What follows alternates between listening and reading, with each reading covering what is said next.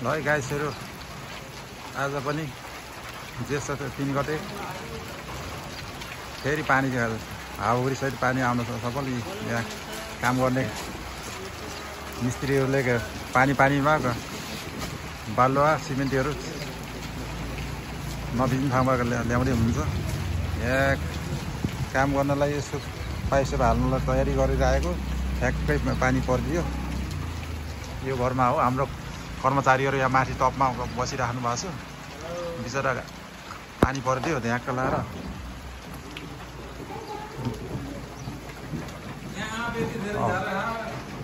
यहाँ चाहिँ यो घर बित्तिकै म्यामको हो।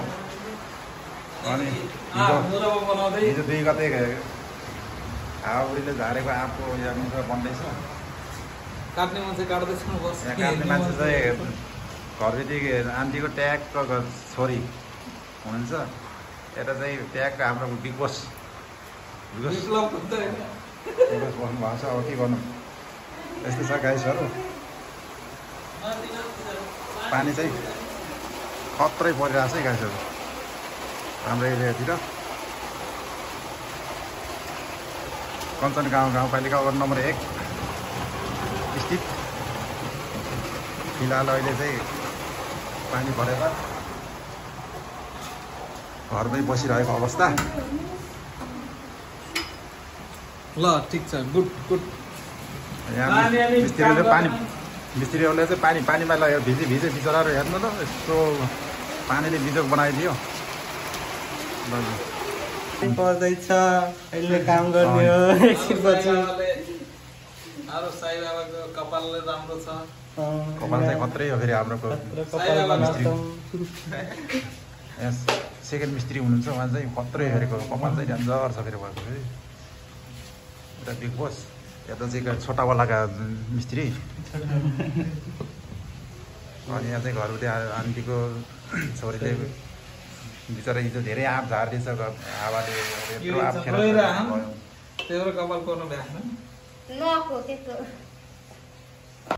फाइनली पानी परिसकेपछि अहिले घाम लागेको छ। अब घाम लागेको मौका सपी अब यसो ट्याक लाएर यहाँ पाइप फिटिङ भइरहेछ। पाइप फिटिङको लागि तयारी गर्दैछु। अहिले चाहिँ एकचोटि चेक गर्नको लागि चाहिँ अलिक अप्ठ्यारो ठाउँमा छ। माथि भर्याङ चढ्नुपर्छ, भर्याङसम्म हो है राजा। फेरि झर्ला भर्याङ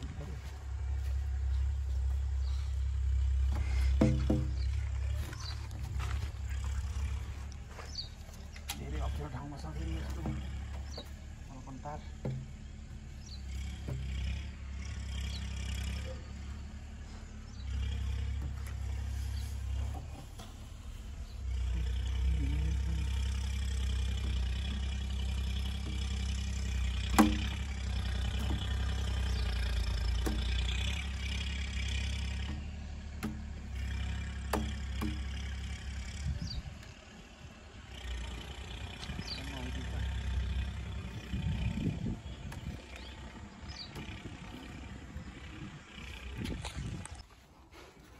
फाइनल्ली गाइस आजको काम यति नै भयो। अब छुट्टी गर्ने बेला भयो। आज यो माथि अझै हुक ठोक्नु छ। यो बाङ्गो भइरहेको यसलाई सिधा गरेर ट्यागको हुक ठोक्नु बाँकी छ। हुक ठोकेपछि त्यो ठाउँमा आउँछ। अनि अलिकति त्यसको टुप्पोमा पाइप गाँच्नु पनि छ, छोटो भइरहेको छ। अनि गाइसहरू यस्तै छ हाम्रो पारा। यहाँ पाइप अझै बाँकी छ। यहाँदेखि चाहिँ सेफ्टी ट्याङ्कीसम्म पुर्याउनुलाई त्यहाँसम्म पुर्याउनुपर्छ। ऊ त्यो कम्पाउन्डसम्म हाम्रो गाइसहरू चाहिँ अब झोला बोकेर हिँड्न थालिसक्यो। ल आजलाई यही स्थगित हुँदै बाई बाई। लाइक सब्सक्राइब चाहिँ हान्नलाई चाहिँ नबिर्सिनु होला है।